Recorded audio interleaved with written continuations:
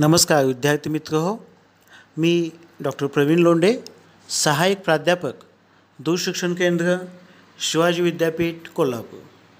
विद्यार्थी मित्र हो, आज आपण या ठिकाणी BA मराठी या अभ्यासक्रमातील सत्र 6 काव्यशास्त्र या विषयातील घटक क्रमांक 1 शब्दशक्ती या घटकाच्या अनुषंगाने चर्चा करत आहोत. ही चर्चा करत असताना दूरशिक्षण केंद्रांतर्गत जे स्वयंअध्ययन साहित्य तयार करण्यात आले त्या स्वयंअध्ययन साहित्याचा आधार आपण या चर्चेसाठी घेत आहोत. मागील काही लेक्चर्समधून आपण शब्दशक्ती म्हणजे काय, शब्दशक्तीचे प्रकार, यामध्ये अभिधा, लक्षणा आणि व्यंजना या 3 शब्दशक्तींसंदर्भात चर्चा केली. आज आपण या शब्दशक्तीच्या शेवटाकडे जात आहोत. या ठिकाणी आपण व्यंजना शब्दशक्तीवरील आक्षेप आणि व्यंजना शक्तीचे काव्यातील महत्त्व या संदर्भात चर्चा करणार आहोत. आता व्यंजना शब्दशक्तीवरील आक्षेप पाहताना काही काव्यशास्त्रज्ञांनी व्यंजना शक्ती मानण्यास विरोध केला आहे. कारण सूचित किंवा ध्वनित केलेला अर्थ लक्षणेनेही कळू शकतो. त्यामुळे केवळ अभिधा व लक्षणा या 2च शक्ती मानाव्यात. व्यंजना शक्ती मानण्यास विरोध करणाऱ्यांचे 3 प्रकार आहेत. एका प्रकारात केवळ अभिधा म्हणजे मुख्यार्थालाच केवळ महत्त्व देणारे अभिवादीच येतात. भट्टरवलट यामध्ये प्रमुख होता. त्याच्या मते शब्दापासून जे आणि जितके अर्थ व्यक्त होतात तेथे मुख्यार्थ किंवा वाच्यार्थ मानावेत. कारण वाच्यार्थाहून केवळ दुसरा तिसरा अर्थ असू शकत नाही. अर्थातच हा गट व्यंजना व्यापाराचे अस्तित्वच नाकारतो. दुसऱ्या प्रकारचे विचारवंत शब्दाला वाच्यार्थाशिवाय दुसरा अर्थ असू शकते हे मान्य करतात. म्हणजे शब्दाला 2 अर्थ असतात आणि दुसरा अर्थ हाच काव्यानुकूल असतो असे या लक्षणावादींचे म्हणणे आहे.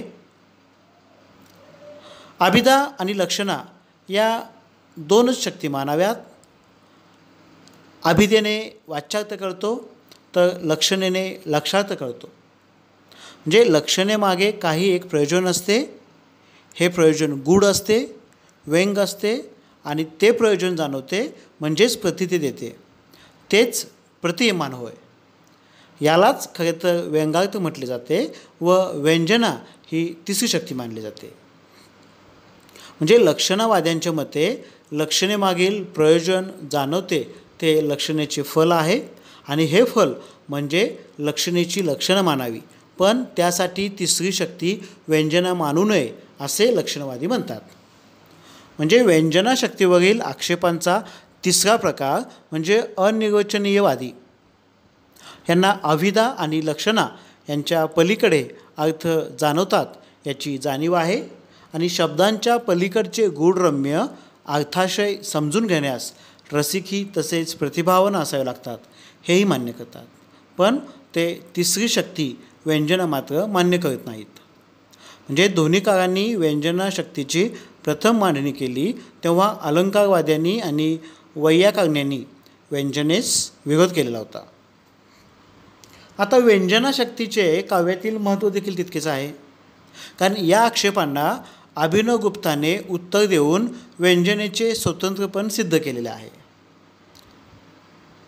म्हणजे कवी आपल्या भावभावना व्यक्त करीत असतो तो शब्दांद्वारे. म्हणजे कवीला केवळ अर्थ सांगायचा नसतो. ज्या वेळेला वाचक काव्याचा अर्थ मांडतात त्यावेळेला त्यांनी काव्याला एक प्रकारे फक्त प्रतिशब्द दिलेले असतात. म्हणजे अर्थ हे जाणीवेच्या पातळीवर असतात. म्हणजे अतिशय विकसित अशा स्वरूपात रसिकाने जाणीवेच्या पातळीवर काव्य स्वीकारलेले असते. म्हणजे शब्दाचा मुख्यार्थ व लक्षार्थ हा सहज व्यक्त होतो, पण लक्षार्थाचे प्रयोजन हे जाणीवेच्या पातळीवर प्रतीतीच्या पातळीवर असते आणि ते गूढही असते. हे गूढ किंवा व्यंग सम मांडता येत नाही, म्हणजेच त्याचे अस्तित्वच नाही असे म्हणून चालणार नाही.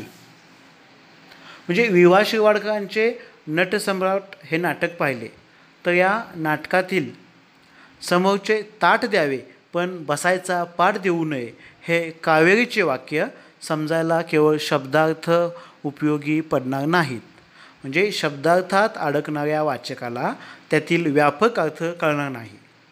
हे वाक्य नाटकामध्ये कावेरीने अप्पासाहेब बेलवलकरांना उद्देशून म्हटले, पण त्याचे आवाहन सार्वत्रिक झाले ते त्यातील सुचवल्या गेलेल्या व्यंगार्थामुळे. म्हणजे काव्याचे काव्यत्व हे व्यंगार्थाने साठवलेले असते असे म्हटले जाते. याचे कारण हेच आहे. आता व्यंजनेचे काव्यातील अनन्यसाधारणत्व सांगण्यासाठी स.रा. गाडगीळ यांनी काव्यशास्त्र प्रदीप या ग्रंथात दिलेले उदाहरण हे मुद्दाम पाहण्यासारखे आहे. म्हणजे सीतेचा शोध घेत रानावनात फिरणाऱ्या राम लक्ष्मणांना सीतेने टाकलेले अलंकार हे वानर प्रमुखांनी दाखवले. हे अलंकार सीतेचेच आहेत ना, या प्रश्नावर लक्ष्मणाने दिलेले उत्तर म्हणजे व्यंजनेचे उत्तम उदाहरण आहे. लक्ष्मण म्हणतो, नाह जानमी केयुर नाही जानमी कुंडले नुपुरे त्वाभिजानामी नित्य पादाभिवंदनात. म्हणजे यामध्ये केवळ नुपुरे ओळखतो हा वाच्यार्थ कवीला अभिप्रेत नाही.